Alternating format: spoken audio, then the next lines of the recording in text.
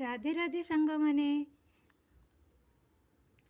मु आज आपण मानकु देखैबाकु जाउची आमे ठाकुरंक पाखरे दीप जालिबार किछिटा विधि।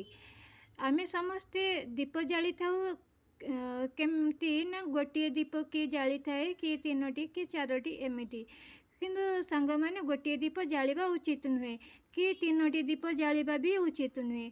जदिओ जालिबे दुईटी दीप जालिबे गोटे होची माटीर दीप आ गोटे होची पित्तलर दीप।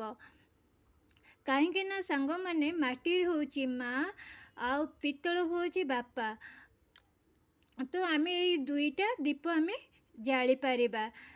यार पूजार विधि ही दुईटा दीप जालिबार विधि आउ सर्वारिष्ट खंडन पाई आमे दीपरे देखंतु संग माने आमे दीपरे टिके कला रेसी होची पकई दबा आउ टिके धला सोरिष देखंतु धला सोरिष टिके दीपरे पकई दबा सर्वारिष्ट खंडन पाई।